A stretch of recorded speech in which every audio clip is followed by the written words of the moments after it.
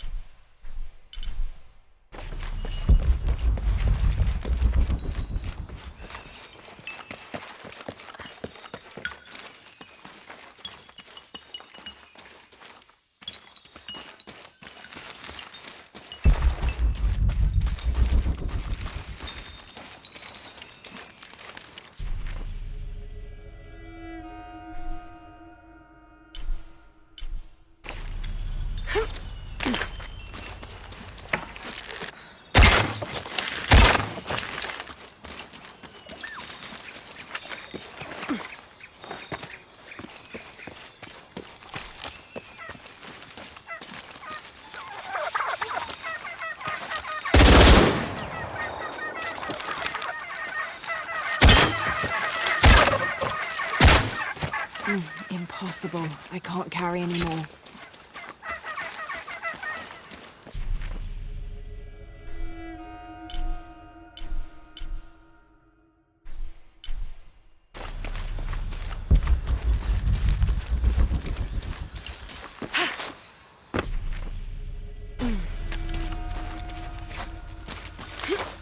All full up. Can't carry anymore.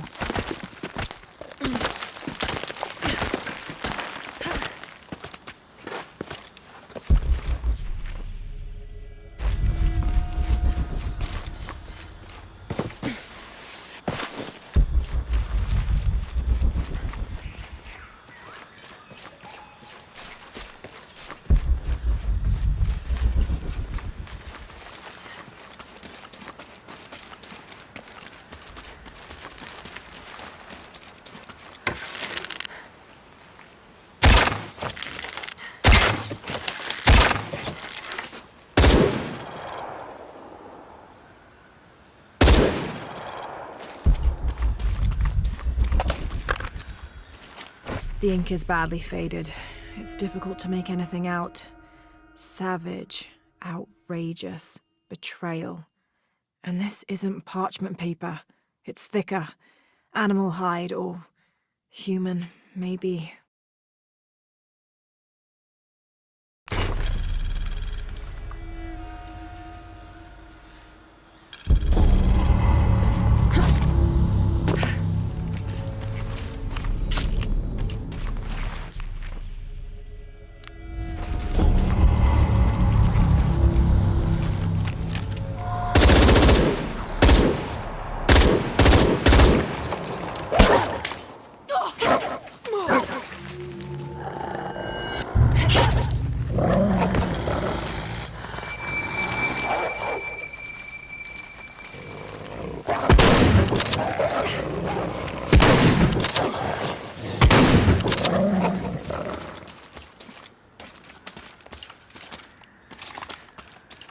All full up.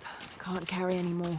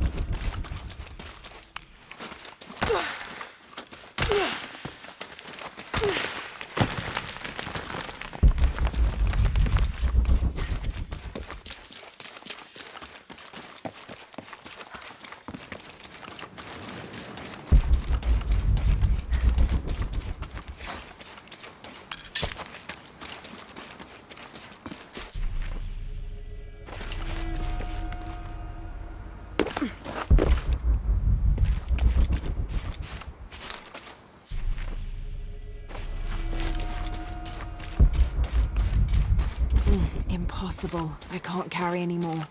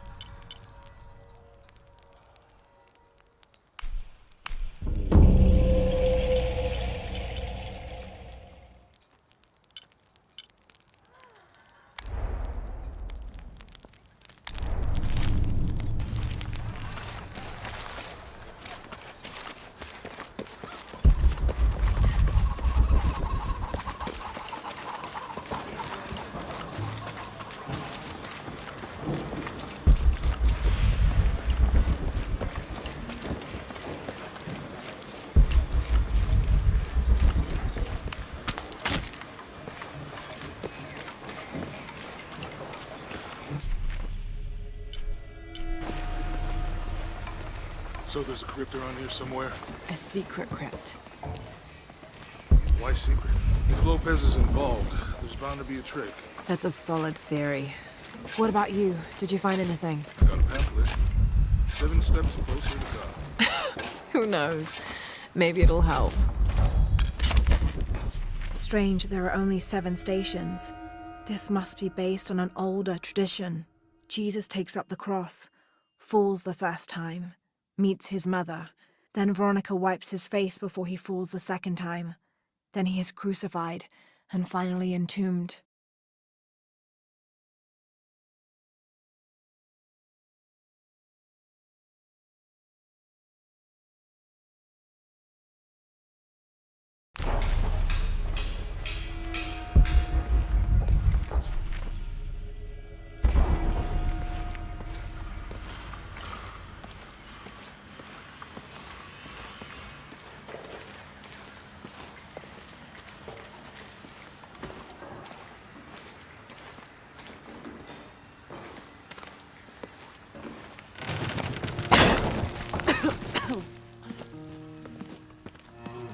Feels like a mausoleum. Means we're on the right track, right? Jonah, I feel something. We're getting close. Let's look around for signs of Lopez.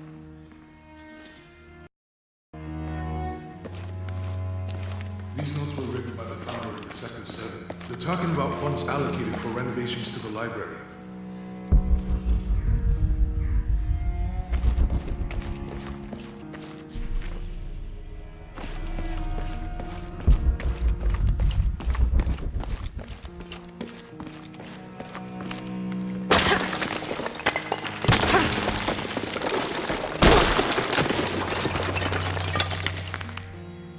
The others are worried that Brothers De La Cruz and Serrano will not return. I have so far maintained they will, that they always have. But in my heart, I am beginning to believe we have seen the last of them, and that grief weighs heavily. We will continue their work. Either they will return to find we have not forgotten the teachings, or they will look down on us from above and bless our continued labors.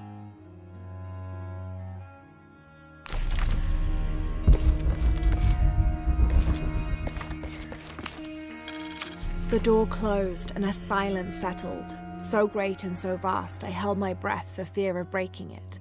Lopez turned to me, his eyes wild, a smile screwed across his face. He came toward me, arms outstretched, and for a moment fear flickered across my heart. But he pulled me close, his fingers digging into my shoulders. "I found it," he whispered in my ear, and releasing me, he wandered through this room, walls of pure jade reaching up to the heavens, completely covered in intricate etched mosaics and carved figures. I followed at a distance as he approached an altar, and watched as he lifted a silver box from it.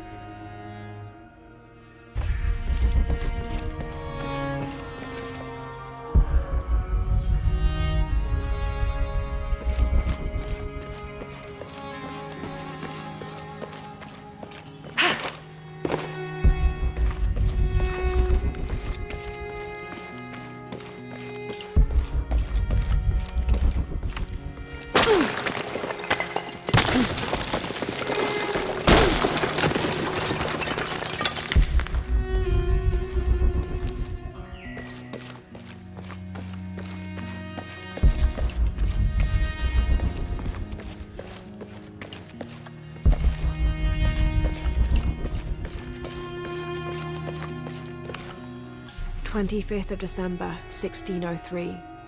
It has been 4 days since we turned away from the city. We traveled in silence and in circles, guided by a confusion of grief, relief, and celebration. Lopez and I exited the jungle and landed in a clearing, under the gaze of several faces carved into the side of the mountain. Lopez had an episode, as he later called it. He threw himself in front of the faces and screamed for forgiveness. The heaviest sin on his heart was abandoning Perez to the strange warriors. They had grown close over the journey. Try as I might, I could not console him, so I built a fire and waited, as he decreed his actions and pleaded for forgiveness from the silent stone faces.